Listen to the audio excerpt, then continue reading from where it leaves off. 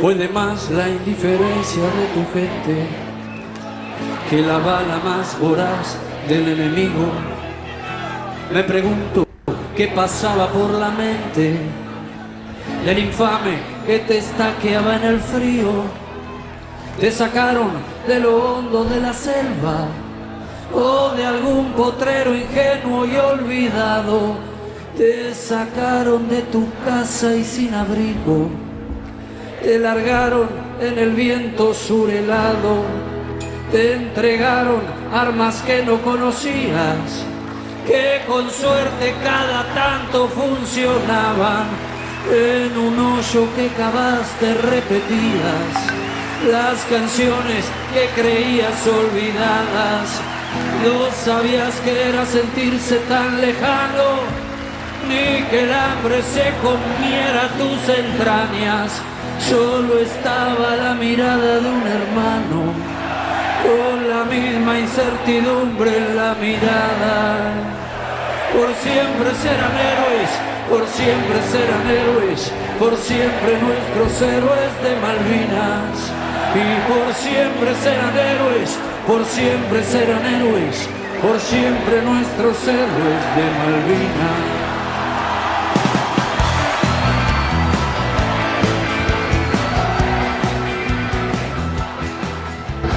Bueno, buenos días, buenas tardes, buenas noches.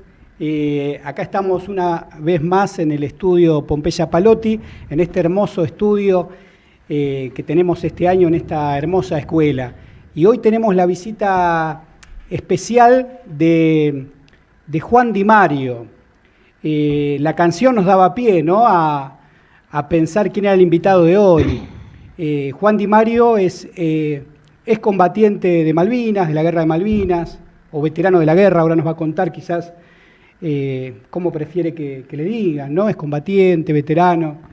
Y bueno, nos va a contar un poco su historia. En estos días de abril y mayo son días intensos para los excombatientes, ¿no? Y para todos los que abrazamos un poco la causa Malvinas. Acá en las escuelas siempre le damos importancia a estos temas. Y en este caso estamos con chicos y chicas de tercer año A de esta hermosa escuela. Ellos prepararon una serie de preguntas, algunas reflexiones. Acá compartíamos recién, mientras escuchábamos la canción, un libro que trajo uno de ellos, que ahora nos va a comentar de qué se trata. Se ve ahí el crucero Ara General Belgrano, y ahora que tenemos cámara lo podemos mostrar, ¿no? Si querés mostrarlo a la cámara, esto de hacer radio con cámara es impresionante, ¿no? Y Juan ahora nos va a contar un poco su historia, que está vinculada al Ara Crucero General Belgrano, ¿no? Pero bueno, primero le doy un poco la palabra a los chicos para que se presenten, a estos estudiantes de tercero A, con los cuales hemos trabajado también el tema Malvinas. Y antes de empezar con las preguntas, y antes de darle la palabra a Juan, a ver que nos cuenten un poquito sus nombres y qué expectativas tienen, si tienen ganas de estar acá con Juan y hacerle preguntas. ¿Quién arranca? Vamos ahí de derecha a izquierda. Bueno, buenas tardes. Yo soy Lorenzo Verde Cantón. La verdad me emociona bastante estar acá porque me importa bastante el tema de Malvinas y es un lindo momento para recordar. Hola, yo soy Aitana, también al igual que Lorenzo estoy emocionada porque es una fecha importante para mí. Buenas, mi nombre es Camila Agustín Gorri y como me dijeron es una fecha importante para recordar, y está bueno escuchar de una persona que fue cómo se sintió ese lugar. Bueno, yo me llamo Agustín Llama Figueroa y también estoy emocionado porque siempre que estoy enfrente de un ex veterano, me emociono, digamos, aunque no haya vivido en ese tiempo esa guerra. Me emociona igualmente porque es una historia increíble de Argentina. Buenas tardes, soy Augusto Bianco y bueno, más o menos lo mismo que dijeron los chicos. Me interesa el tema y cómo fue el momento de estar allá. Bueno, muy bien. Gracias, chicos, ahí por esa primer presentación y esa palabra emoción que salió, ¿no? Esas ganas de preguntarte, de escucharte y de aprender. A ver, vos habías levantado la mano, Agustín. ¿Te animás a arrancar con la primera de las preguntas para darle pie a Juan a que arranque? Sí, bueno, yo con todo respeto a la pregunta, ¿cuál fue tu experiencia más intensa durante la guerra? Hola, buenas tardes. Mi experiencia más intensa, bueno, yo era tripulante del crucero, iba a ser un año que estaba a bordo y la experiencia más impactante es el hundimiento en sí, cuando pegaron los torpedos y a partir de ahí se desarrolló una locura diría que ordenada, quizás, a pesar de la situación y donde estábamos y lo que estaba aconteciendo, lo que estaba ocurriendo. Eso fue lo más difícil y fue creciendo cuando ya estábamos en las balsas y esa misma noche tuvimos una tormenta en el mar, ¿no? Juan, permiso chicos, si les parece a ustedes también, antes de meternos en ese relato que seguramente es el más impactante, ¿no? el más duro, como indicabas en tu pregunta, por ahí preguntarle por todo lo previo, por el recorrido, ¿no? Se me ocurre eso, digo. Sí. ¿Seguí vos? ¿Cómo fue el momento en el que te enteraste que ibas a ir a la guerra? ¿Cómo lo viviste? ¿Cómo hiciste para prepararte? Yo estaba, bueno, vuelvo a repetir, estaba haciendo servicio militar, Sí. Y estaba en el crucero y el barco estaba averiado, había que repararlo. Me enteré como todos los argentinos, me despertó un compañero que venía de la guardia y me comentó que habíamos recuperado las Islas Malvinas. Me preocupó un poco, bastante, ¿no? Estaba en un barco de guerra, seguro se iba a reparar muy rápido y íbamos a ir al sur, a las islas, a tener alguna participación o algo. Eso es lo que me generó inicialmente. Bien. Otra pregunta también con todo respeto. ¿Qué sentiste al saber que ibas y no tener la certeza de volver?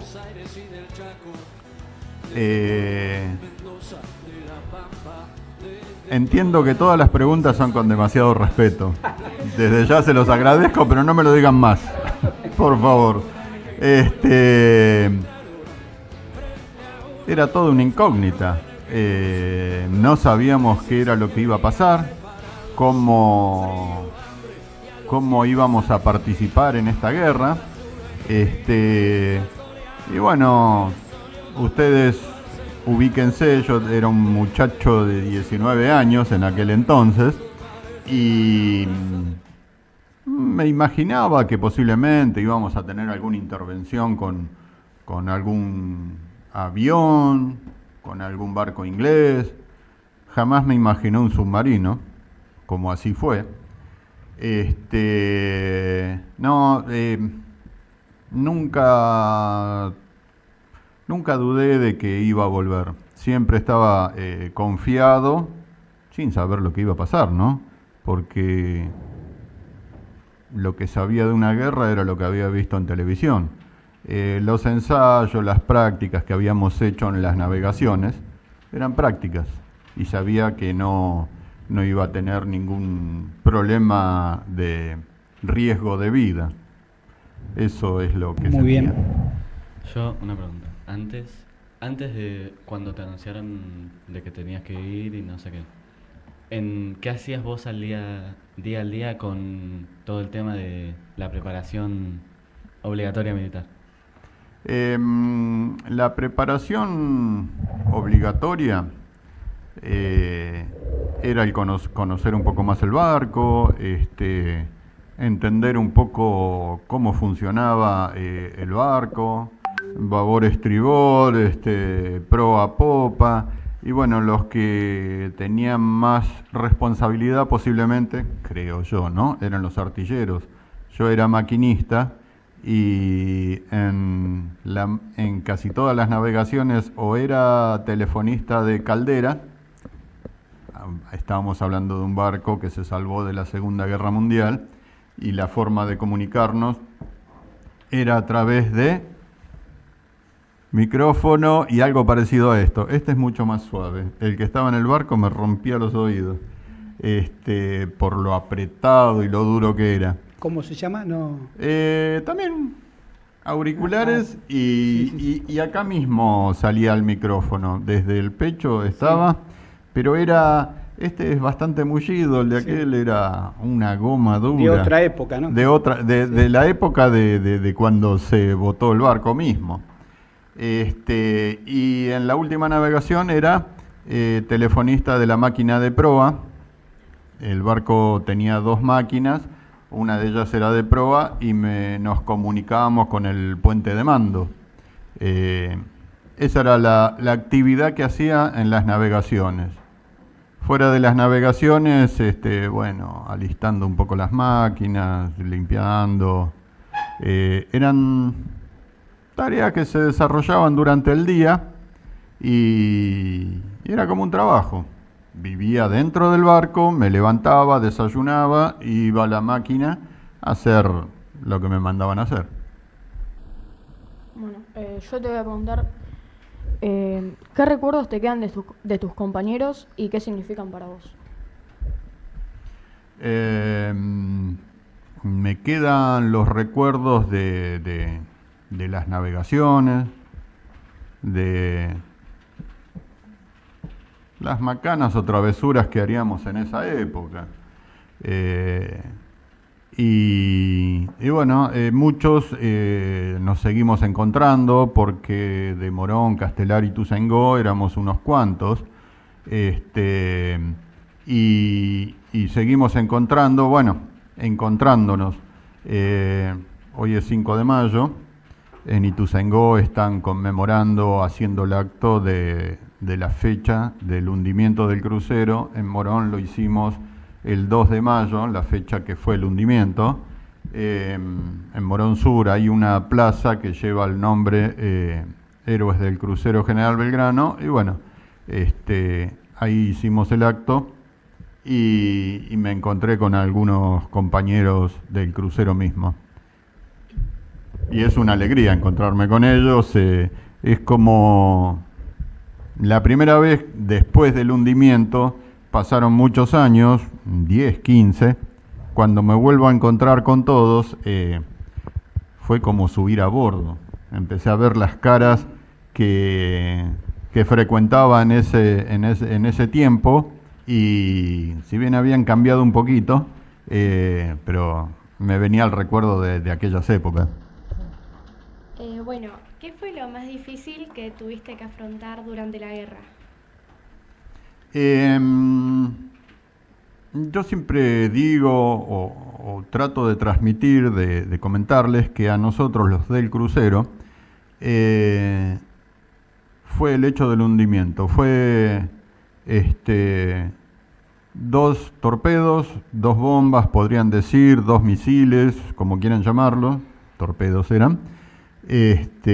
Muy de sorpresa, porque estábamos, teóricamente íbamos hacia el sur de las islas con otros 2 barcos argentinos, y eso fue el 1 de mayo. Después, cuando dimos la vuelta, viramos y pusimos proa a Ushuaia, alejándonos de toda posibilidad de conflicto. Y nos dieron como franco a bordo. Y estábamos todos relajados, sin inconvenientes. Y ahí recibimos el disparo de los torpedos del submarino. Fue a las 4 de la tarde en punto. El libro que tenés lo aclara. Me puedo estar equivocando por segundos. Y yo tenía que ir a tomar la guardia. Y se cortó la luz instantáneamente, se cortó la propulsión instantáneamente. Terminé de agarrar, andábamos siempre con los maquinistas, siempre con los salvavidas a mano o colocados. Estábamos en situación de guerra. Y me faltaban algunas prendas y salí hacia cubierta principal. Yo estaba en el dormitorio de máquina. Salí a la cubierta principal, que estaba un piso abajo de la cubierta principal. Subo enseguida y ahí veo que el barco estaba totalmente inclinado, escorado, se llama en términos marineros, y hacia ese costado donde estaba escorado se veía todo el combustible del barco, y que desde el interior del barco salía muchísimo humo. Y bueno, habíamos tenido muchas prácticas de abandono de barco, zafarrancho de abandono, y toda la tripulación tenía asignada una balsa salvavidas. Bueno, yo me acerqué a mi balsa salvavidas esperando que vengan el resto de mis compañeros, que teníamos que ser 20 en cada balsa, y esperando a ver qué decía el comandante, si abandonábamos el barco o si podía seguir manteniéndose a flote, nos quedábamos en el barco. Pero bueno, tuvimos que abandonar el barco. Bueno, ahora te quiero preguntar cómo fue el momento en el que regresaste a Buenos Aires y te reencontraste con tu familia, tus amigos. El estar sano, el estar entero, el estar en una pieza misma, ya me hacía pensar. Yo no había terminado la secundaria y no sé por qué siempre me vuelvo a la cabeza eso. Y yo quería terminar la secundaria. Entonces, para terminar la secundaria no me podía morir, no me podía quedar en el crucero.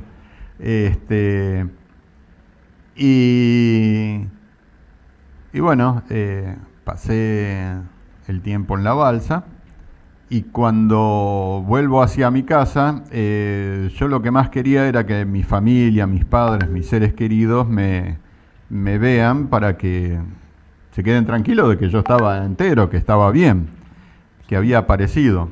Afortunadamente, cuando desde Ushuaia, en avión hasta Puerto Belgrano, en la base naval Comandante Espora, que está dentro de Puerto Belgrano, bueno, nos recibieron, nos saludaron, contentos de que habíamos vuelto una buena cantidad de tripulantes. Una señora me dice qué podía hacer por nosotros. Y bueno, en esa época no había mucha comunicación, es decir, el celular, teléfono como la que tenemos hoy. Eran teléfonos de línea, y afortunadamente, yo era uno de los afortunados que en mi casa, en Morón, tenía teléfono. Le di el número de teléfono para que llame a mi casa y le diga a mis padres que bueno, que yo estaba entero, que yo estaba vivo, que estaba bien. Eso ya me daba tranquilidad de que ellos sabían de que yo volvía a casa. Y cuando volví a casa, bueno, una alegría enorme, para mí y para ellos. Y ahora te tengo otra pregunta. Cuando ya pasó un tiempo de la guerra y que volviste, ¿cuál fue, o sea, cómo enfrentaste todos los recuerdos, todos los desafíos que habías tenido? Ahí le damos un tiempo para que tome el mate. Está medio tapado encima, me parece. Así que está tapado un poquitito. Así que va a ser doble trabajo, fíjate si podés. Dale. Bueno, muy bien, chicos, ahí las preguntas que están realizando y demás. Sabés que chusmeaba Juan el libro, y ahí está el listado de los tripulantes. Y bueno, lo primero que uno hace es buscar a Juan Di Mario. Miguel, ¿es tu otro nombre? Ajá. ¿No? Juan Miguel Di Mario, ahí estaba. ¿Cuántos tripulantes dice que tiene? Bueno, vos seguramente lo sabés, 1000 y pico era, ¿no? 1093 tripulantes. Éramos 1093 tripulantes en ese momento.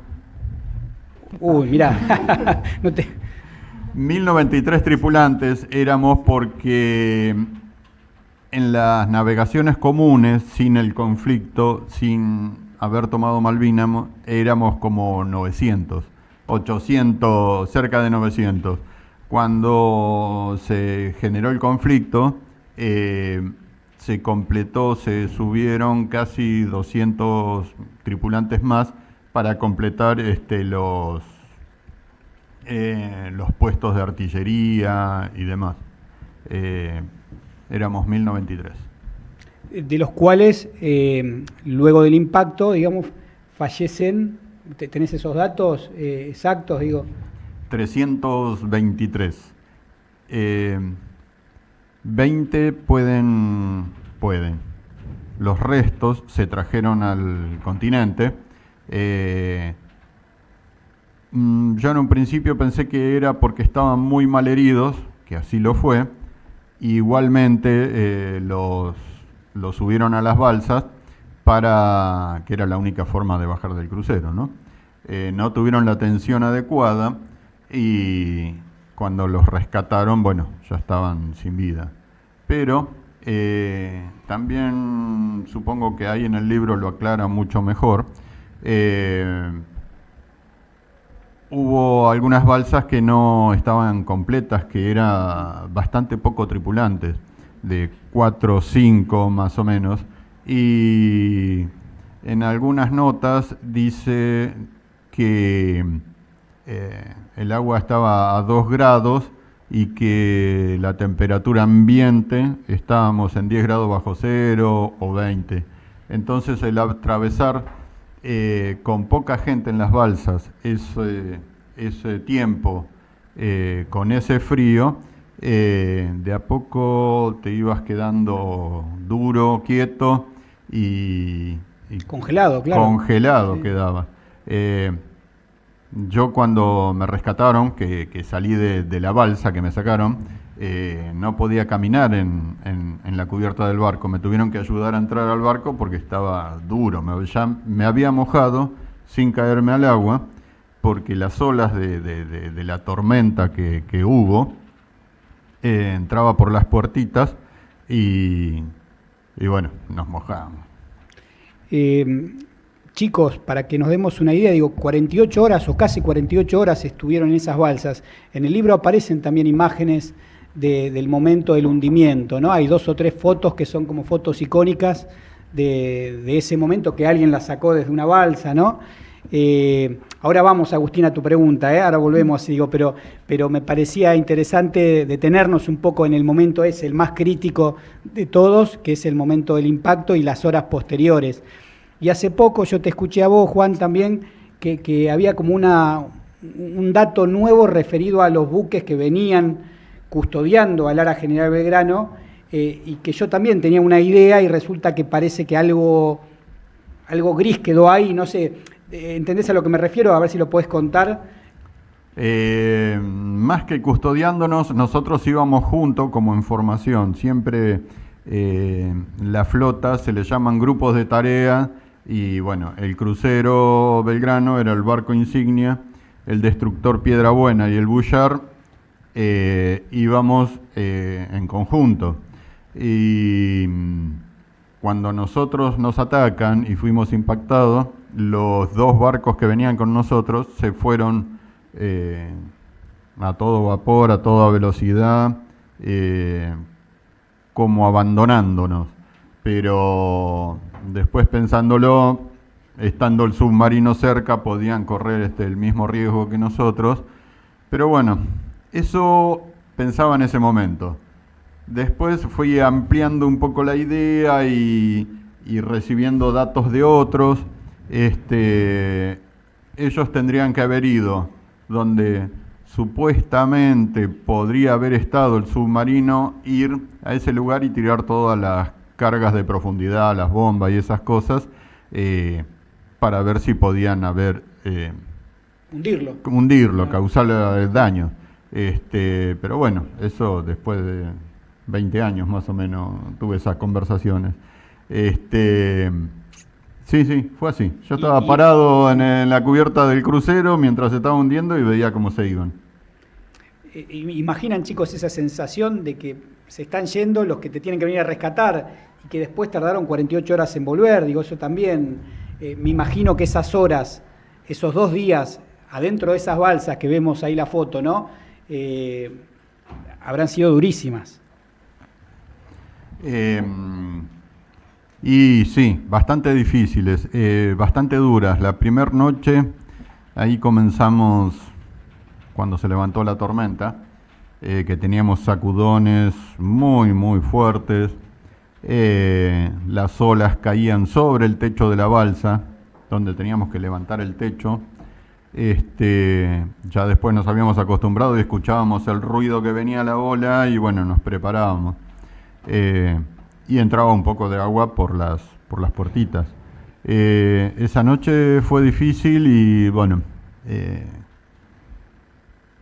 empezamos a creer un poco más o a querer aferrarnos a los que éramos creyentes a Dios y empezar a rezar un poquito para ver si podíamos terminar este mal trago de esa noche, de la tormenta del mar, ¿no? Al otro día se calmó y bueno, ya fue más fácil llevarlo, sin saber que el frío nos estaba jugando una mala pasada. Bueno, bien. Después de esas 48 horas vino el rescate, algo ya nos contabas, ¿no? Del regreso a casa. Y vos, Agustín, habías preguntado algo, creo que tenía que ver con lo que vino después, ¿no? Sí. Después de ese momento. ¿Cómo era? Meses o semanas, años después de la guerra, ¿qué desafíos enfrentaste después en tu vida civil? Te estoy haciendo luchar, ¿no? Estás luchando más con el mate. Con el mate tapado. Tenés una bombilla. Yo afortunadamente tenía trabajo cuando me fui. Cuando volví seguía teniendo el mismo trabajo.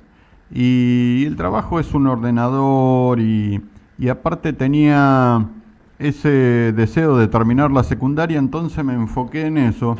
Y no sé, por eso la pasaba más o menos bien. Podía sobrellevar lo trágico que había pasado. En ese momento no tenía la conciencia de que en ese golpe, en esos torpedos, habían quedado la mitad de los fallecidos que hoy tenemos en Malvinas. En Malvinas fallecieron 632, no 649, porque hay 17 que fallecieron en el continente. Y la mitad de los caídos son del crucero General Belgrano. Y no tenía dimensión en ese momento y con el tiempo fui de a poco dándome cuenta. Es más, compañeros de Merlo subieron, referido al 2 de mayo, que algunos los levantaron el 3 de mayo, que fue al día siguiente del hundimiento. A mí me levantaron el 4 de mayo. Nada, iba armando un poquito la historia de quién rescataron primero y quién no, y no por elección, sino porque se los cruzaron primero y los pudieron sacar casi 24 horas antes que a mí. Sí, bueno, y tengo otra pregunta de cómo manejaste los recuerdos y las secuelas de la guerra. Creo que bastante bien.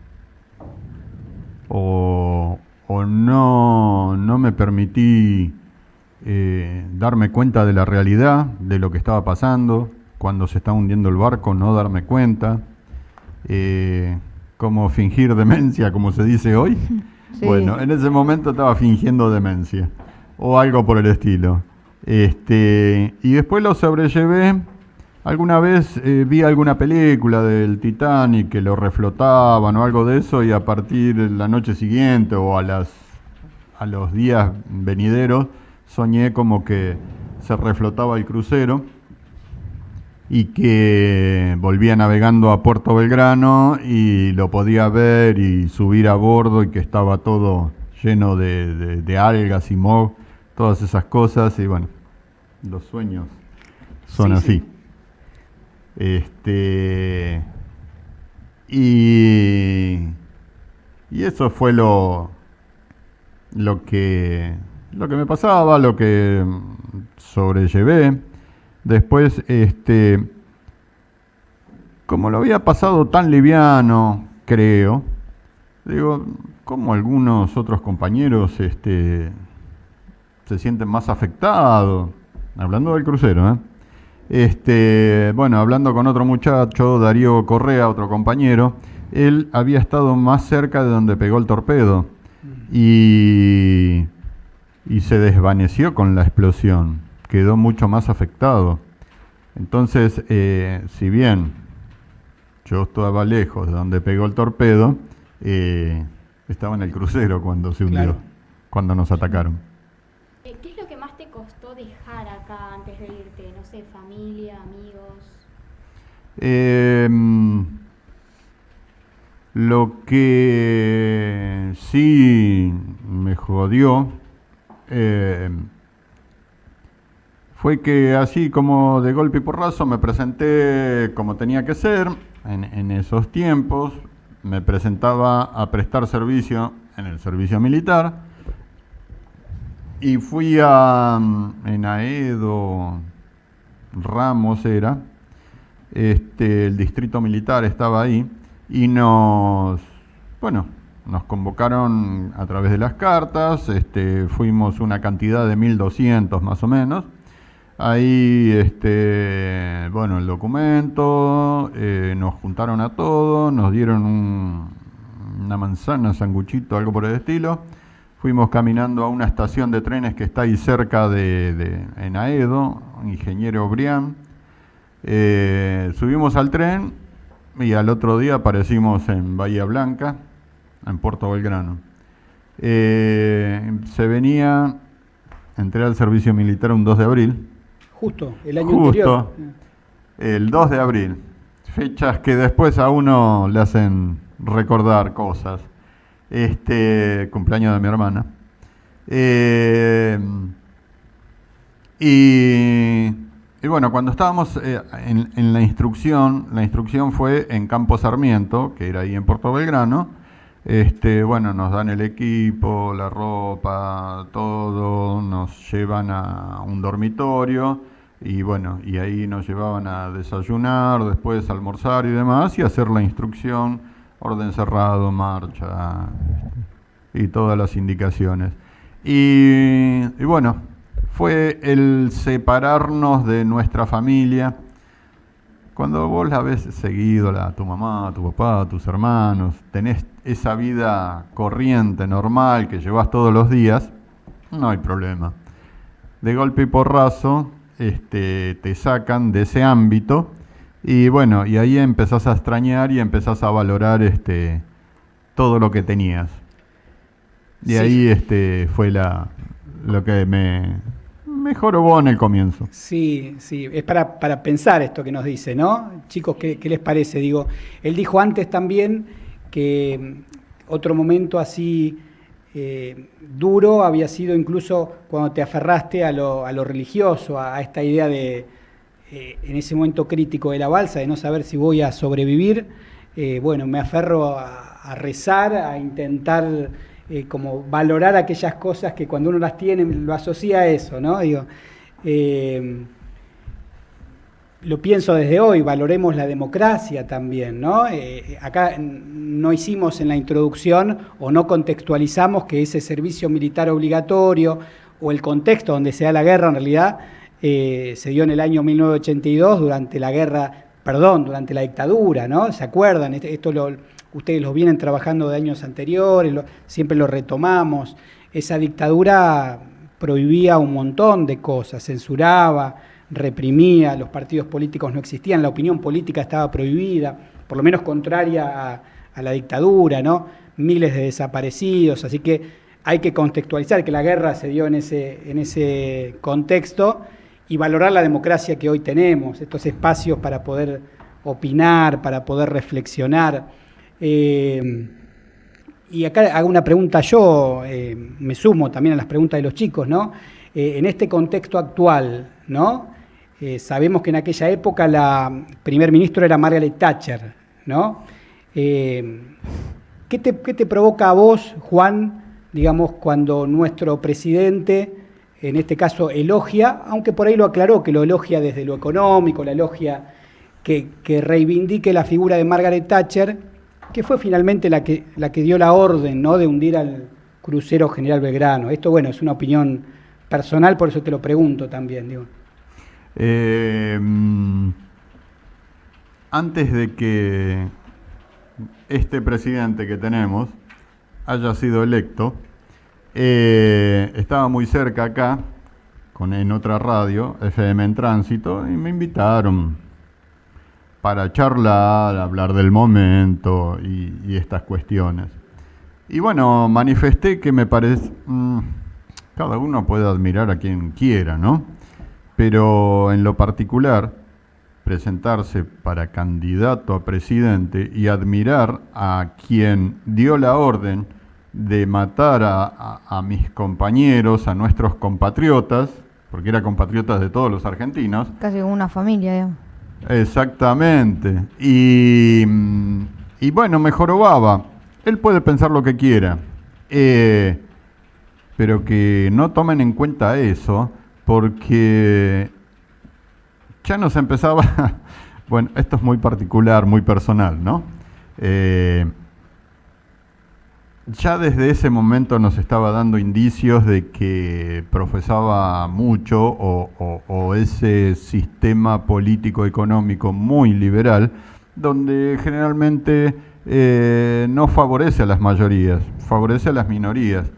Y las minorías que fuimos a la guerra no íbamos a ser favorecidos, porque éramos,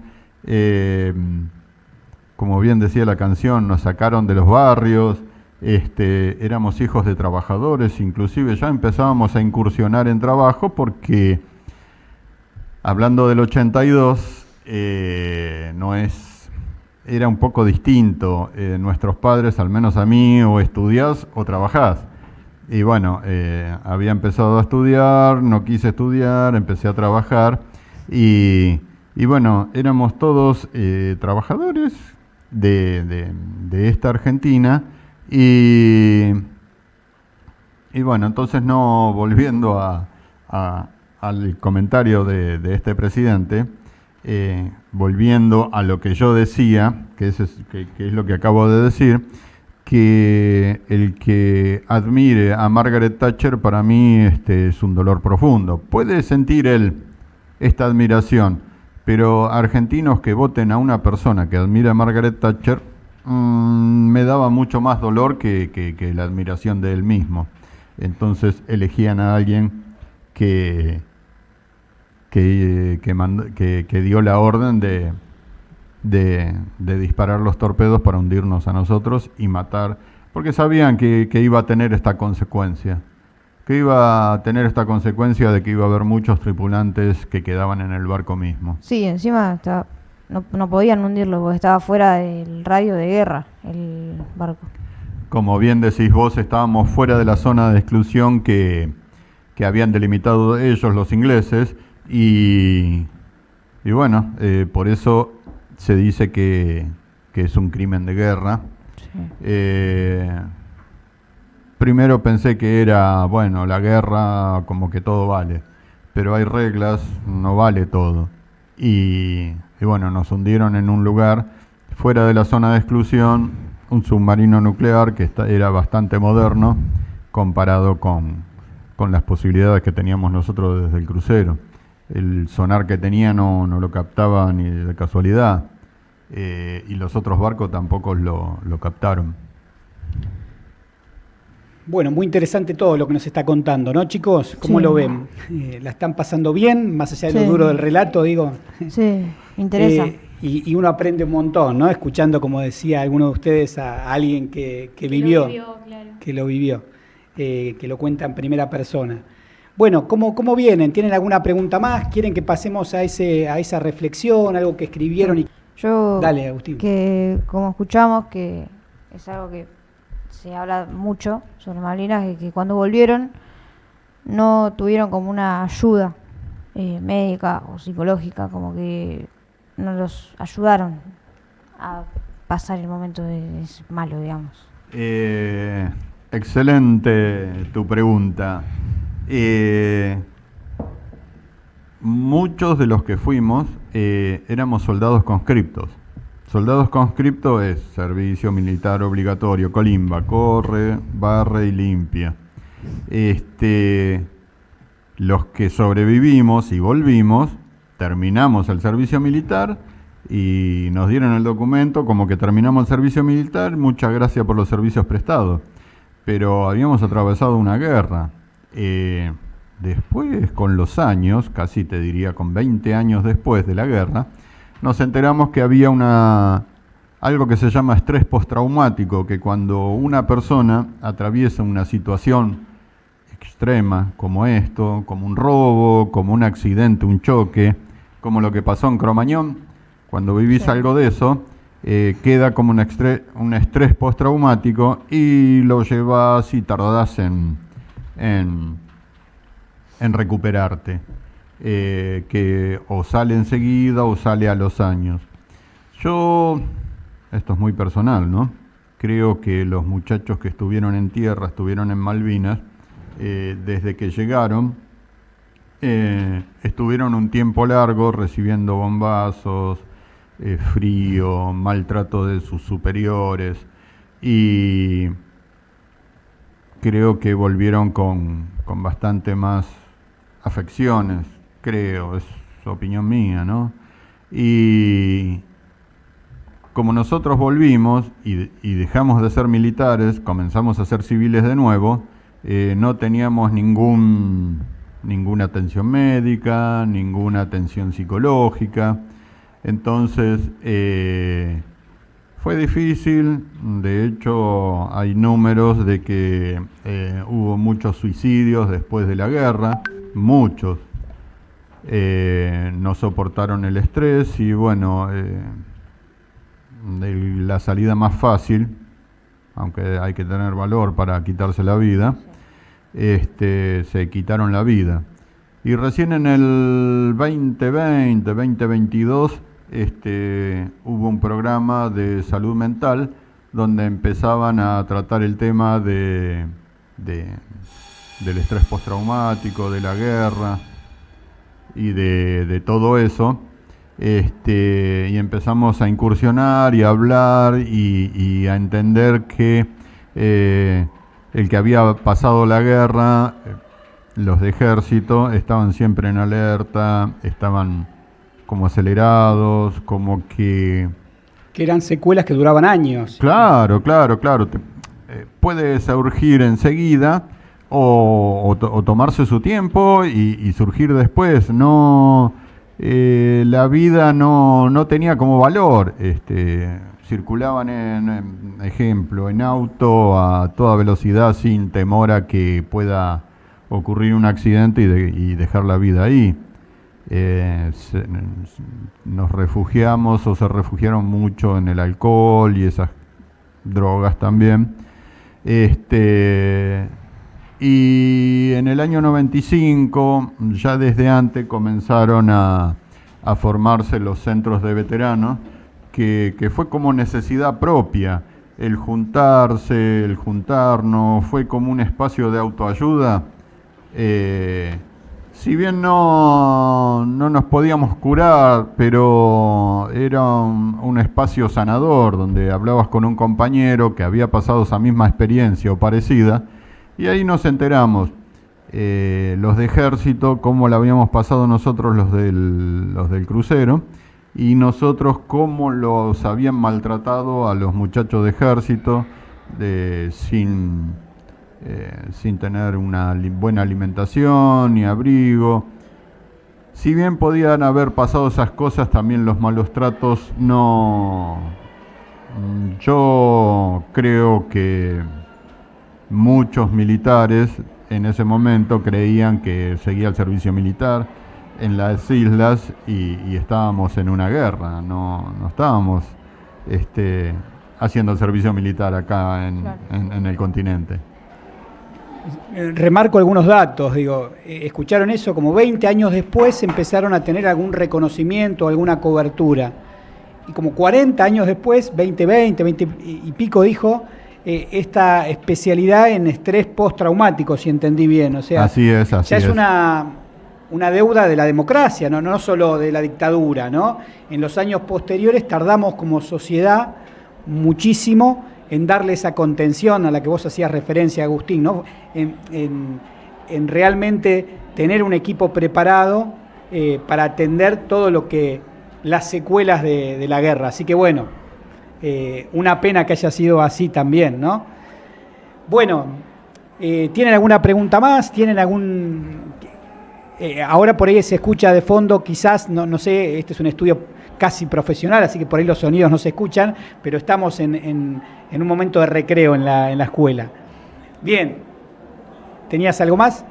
Armamos una reflexión que van a leer los chicos. Bueno, acérquense ahí al micrófono. Hacemos una lectura compartida, va a leer un párrafo cada uno. ¿Cómo lo pensaron? O lo mandaron al frente a él. Bueno, que es una especie de síntesis. La escribieron. Dale. Como un relato. Bueno, dale. Reflexión, claro. Dale.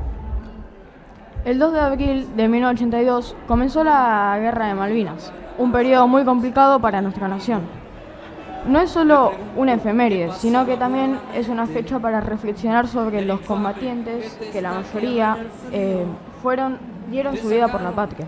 Recordar no es un sinónimo a quedarse en el pasado, sino que la memoria colectiva nos permite aprender de los errores históricos para no repetirlos. La guerra se desencadena a partir de la usurpación de las Islas Malvinas por parte de los ingleses. Esta guerra provocó la muerte de muchas personas, tanto argentinos como ingleses. Esto sigue siendo un tema sensible y controvertido que hasta el día de hoy sigue estando en los corazones de muchas personas. En el colectivo, caminando o en bicicleta, Estudio Pompeya Palotti, siempre con vos. Bueno, muy bien, ahí yo anoté 2 o 3 cositas. No es solo una efeméride, nos ayuda a reflexionar. Esto que estuvimos haciendo acá, ¿no? Entre todos, habló de la memoria colectiva y ahí se me vino la memoria. A mí cuando me toca hacer el discurso, pensar sobre esta fecha, también hablo los últimos años de que Malvinas nos une, ¿no? Es como el eslogan que se puso de moda, pero para mí es muy cierto, digo, más allá de las diferencias políticas, a casi todo podríamos decir nos une, a casi todo, hagamos la aclaración. Sí. Pero vale la aclaración. En esto de una memoria colectiva o que la salida es colectiva, no sé si vieron, chicos, ustedes, José Luis, si viste El Eternauta, vos si viste El Eternauta, Juan, ¿lo llegaron a ver? Ahora que está como la serie de que todo el mundo la está mirando, vos la llegaste a ver, y el protagonista, Juan Salvio, ¿qué tiene que ver con lo que está? A ver si le prestaste atención, si te diste cuenta. Tuvo que adaptarse a los cambios. Sí, muy bien. Pero, ¿qué tiene que ver con Malvinas, Juan? Por ahí Juan Salvio, el protagonista. Que él fue de Malvinas. Claro, es un excombatiente. En la historieta original no ocurría esto, porque la historieta es de 1950 y pico. Pero la pregunta es, Juan, ¿qué te provocó a vos, si es que viste la serie, o ya te habrás enterado de esto, que el protagonista, Ricardo Darín, en este caso, Juan, en la ficción, es un excombatiente de Malvinas? Vos sabés que me sorprendió y me gustó mucho porque está todo muy relacionado. Fíjense que pasó el Mundial 2022, que cantábamos los pibes de Malvinas, que jamás olvidaré y todas esas cosas. Y después en El Eternauta, yo la terminé de ver ayer, justamente. Y me pareció bueno que siempre se reflota, siempre se habla, y es una construcción colectiva. En el acto tuve que hablar y a veces me quedo corto, me cuesta por el momento, ¿no? Y preguntamos y decimos, nosotros estamos viniendo acá a la radio, en nuestro centro de veteranos tenemos una Casa Malvina que es museo, que hablamos de la vida de los moronenses que tuvimos que ir a la guerra, y los que volvimos hablamos de ella, pero también hablamos de nuestros compañeros que no pudieron volver. Y bueno, entonces la sociedad, como bien dijiste vos, Malvinas une. Todos estamos de acuerdo que las Malvinas fueron, son y serán Argentina, por lo que acabás de leer vos, que por herencia, porque cuando nos independizamos, todo lo que era de España pasó a ser territorio argentino, y además estaba dentro del de la plataforma submarina.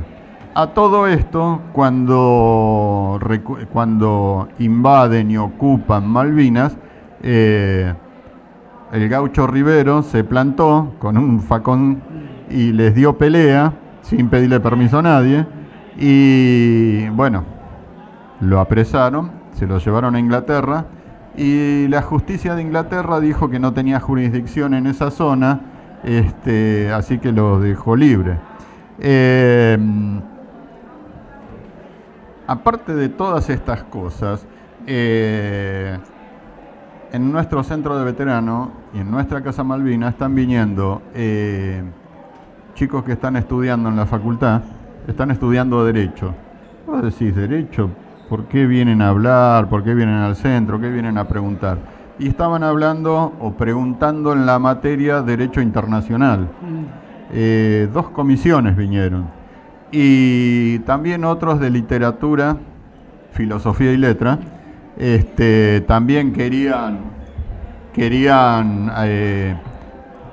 preguntar y hablar y tenían que hacer un trabajo de este tema. Y bueno, entonces eso me da indicios de que todos, Malvinas nos une, todos hablamos del tema de Malvinas, excepto nuestro presidente. Hace poco nos enteramos, o me entero, de que vino una delegación de Estados Unidos y ya medio como que hay libre paso por el Atlántico Sur, por el estrecho Drake, creo que se llama, entre la Antártida y la Antártida y Tierra del Fuego. Y bueno, se le está dando demasiadas comodidades como para que hagan lo que quieran, y estoy corriendo el cable por todos lados. Ahí está. Ahí vamos. Bueno, desde nuestro lado la sociedad está informándose, queriendo saber, poniéndose en el lugar no solo de los veteranos, sino de que las Islas Malvinas son parte de la Argentina, y bueno, los británicos son piratas y la están ocupando pensando en extenderse a la Antártida, claro. Hacia la Antártida, porque hay mucha riqueza, el agua, sin ir más lejos, Sí. Algo tan simple que no es tan simple. Es un recurso muy importante, y en las Islas Malvinas hay mucha pesca donde genera una riqueza importante, y el petróleo que puede haber. Sí, apoyo eso que decís, digo, ustedes también lo están aprendiendo, lo conocen. Los ingleses a lo largo de la historia han sido piratas, decía Juan, ¿no? Han sido conquistadores, han conquistado gran parte del mundo. Es como un juego de TEG. ¿Alguna vez jugaron al TEG? Yo siempre digo esto también, digo, ponen sus fichitas en distintos lugares del mundo, ¿no? Y colocaron la fichita en Malvinas. La habían puesto en su momento en África, en Australia, Nueva Zelanda, Estados Unidos, Canadá, digo, pero las Malvinas están muy cerquita de la Antártida, y ese es el próximo objetivo. Conocer bastante de historia nos permite entender esto que estaba diciendo Juan. Y volviendo al Eternauta, digo, se las recomiendo a todos, la serie. El protagonista es un excombatiente de Malvinas, y aparecen como detalles. Otro detalle lindo vinculado a Malvinas será el sticker que aparece en una cabina de seguridad de un señor que hace seguridad en un barrio, y estaba el sticker de Malvinas. Volviendo a esto, ¿no? Que Malvinas está en las canciones de fútbol, está en las banderas, no sé, está en las esquinas de las casas, en los barrios. Digo, ustedes ven siempre alguna pintada de Malvinas, o los carteles que dicen, no sé, en Parque Leluar, estamos a 1000 y pico de kilómetros de Malvinas. Hay una calle que se llama... La calle y las Malvinas acá, bueno, los billetes. Los clubes de barrio que hacen fútbol, que van los chicos a fútbol, en las camisetas ves las Malvinas, son argentinas, de algún sindicato también. Buzo egresados, vi el otro día en la 9, los chicos de la 9... te le iba a mandar a la foto. Le pusieron las Islas Malvinas. O algún jugador de fútbol que ves, me parece que el de Rosario Central o de Ñul. Ah, bien. El de Ñul. A ver, ¿cuál es el dato exacto, José Luis? El Patón Guzmán. Sí. Sí. Ahora está en México. ¿Con una remera o tatuado? No, en la remera. En la remera. Sí, sí. Bueno, chicos, vamos cerrando. En tu mochila también, bien. Ahora falta que te hagas el tatuaje. En muchas mochilas, muchas sí. Remeras. Yo no me tatué nada. No, eso es personal, pero... Es muy personal. Sí, sí. Pero es cierto que está en todos lados, ¿no? Y que desde chicos... Los chicos, yo este año les pregunté y ellos ya habían ido a la Casa Malvinas en primaria, me contaron. Entonces, digo, ya conocían el lugar. O sea, desde la primaria, vos contabas de estudiantes de Derecho, futuros abogados, claro. terciarios, secundarios. Entonces, visitamos ese espacio que queda acá cerca, la Casa Malvinas, donde nos reciben también con esa calidez. Así que digo, es cierto, nos atraviesa por todos lados Malvinas. Para ir cerrando y antes de dejarle por ahí la última palabra o las últimas reflexiones a Juan, les pido a ustedes a ver si quieren decirle algo de corazón, de qué aprendimos, de qué nos sirvió. Antes decían, estamos emocionados o estoy emocionado al escucharte al principio. Bueno, ¿y qué pasó después de esta horita de compartir una mesa con Juan? A ver, lo que salga, lo que quieran. Y si no, pasan el micrófono y ya vamos cerrando. La verdad, a mí me gustó mucho. O sea, me hiciste entender más el tema de la guerra. Y, o sea, pudiste aclarar bastantes cosas que podíamos no saber o la teníamos tipo en la mente que no pasó así. Muy bien. Sí, lo mismo que él, o sea, está buenísimo saber de alguien que lo vivió en carne propia y cómo fueron las cosas realmente. Bueno, también como dijeron los chicos, esto de que nos pudiste aclarar varias cosas que capaz que sabíamos lo que era, pero vos lo aclaraste a profundidad. Y ver cómo lo contás muy tranquilo, porque hay mucha gente que no quedó tranquila después de eso. Y está bueno ver que lo pudieron afrontar bastante bien. No, yo también, lo mismo que ellos, que siempre que hablo con un veterano de Malvinas, me produce como una emoción. Aunque no lo haya vivido, yo tipo, no hubiese estado, no estaba vivo en ese tiempo. Pero nada, eso, mucha valentía. Bueno, sí, también lo mismo. Me fascina cómo lo decís como tranquilo, qué sé yo, como pasaron mucho frío y lo decís como si nada, cosas así. Y no, me interesó charlar de eso. Bueno, gracias chicos ahí por compartir sus sensaciones, ¿no? Y también les agradezco el haberse animado. Tuvimos que hacer un sorteo, casi todos querían participar, entonces ellos fueron los que ganaron ese sorteo y tienen también el orgullo y el honor de estar acá. Así que se agradece. Hablaron de emoción, hablaron de tranquilidad, rescataban tu tranquilidad. Bueno, ya son años, ¿no, Juan? Así que bueno, te pido, Juan, si querés, a modo de cierre, vos dejarnos un mensaje, algo que les quiera decir a los chicos de nivel secundario en este caso. A través de nuestras redes todo el mundo nos está escuchando, así que te meto presión. ¿Qué nos querés dejar como mensaje, Juan? Bueno, me gusta mucho, me agradan los comentarios y poder aclararles lo que ustedes creían o suponían y bueno, quitarles esas dudas. Y bueno, les agradezco muchísimo que me digan que les emociona el estar hablando conmigo. Yo sigo siendo el tipo común, creo, o creía, pero bueno, esto es lo que generó Malvinas. Los que volvimos podemos recibir ese cariño que después de años, que tuvimos que trabajar mucho para separar el soldado conscripto del militar, y recibir el afecto de toda la sociedad, de los jóvenes que nos preguntaban y me hacían preguntas como ¿por qué les hacía caso? Y me quedaba mirándolo a un chiquito de primaria preguntándome y en realidad... Frente a una orden del... Claro, pero nosotros estábamos formateados o educados así, no cuestionábamos o nos rebelábamos o seguíamos la manada. Ese cambio de época, eso es lo que nos da la democracia, que podamos tener este espacio donde charlar, debatir y no estar de acuerdo, pero cada uno presentar nuestra opinión, nuestro parecer. Me voy muy contento por lo que me expresaron, por el afecto y el cariño que se siente. Lo tomo, lo acepto, por supuesto, y también es para mí, para los que no volvieron, que va el afecto de ustedes y el trabajo que están haciendo, este espacio, esta hora que estuvimos hablando.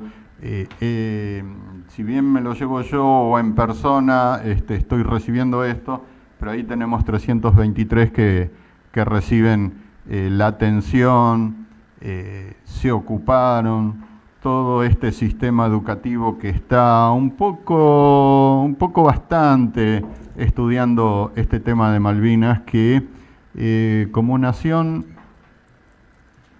si bien estamos todos de acuerdo que era una dictadura cívico-militar, porque hubo civiles que fueron cómplices también de esta dictadura,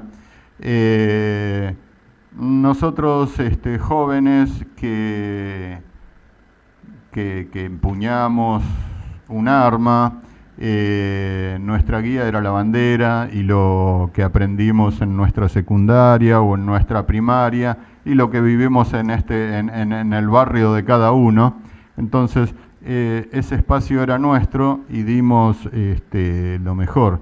Y ahora, porque muchas veces lo pienso, ¿para qué sirvió?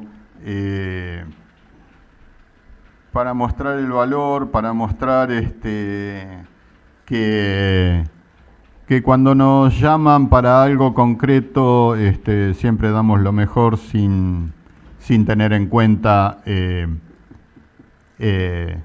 riesgo de nuestras vidas, ¿no? Si hubiésemos tenido otro gobierno, hubiese sido otra cosa. Posiblemente, son cosas que se me ocurren después. Pero desde ya, muchas gracias por el espacio. A ustedes, me siento muy halagado de que, hubo un sorteo porque todos querían venir. Muchísimas gracias a la escuela, a vos, Maxi, y a ustedes. Bueno, muchas gracias, Juan. Un aplauso, cerramos con un aplauso. Y a ver si nuestro operador puede por ahí colocar la misma cortina musical como cierre, a pesar de que dijiste, soy como en su momento eras un joven, ahora un joven un poco más grande, ¿no? Sí. Pero siempre ustedes, los que quedaron allá, serán héroes para nosotros, por siempre serán héroes, como dice la canción de Ciro y los persas. Muchísimas gracias. ¿Qué pasaba por la mente del infame que En el tren, en el colectivo, caminando o en bicicleta, Estudio Pompeya Palotti, siempre con vos.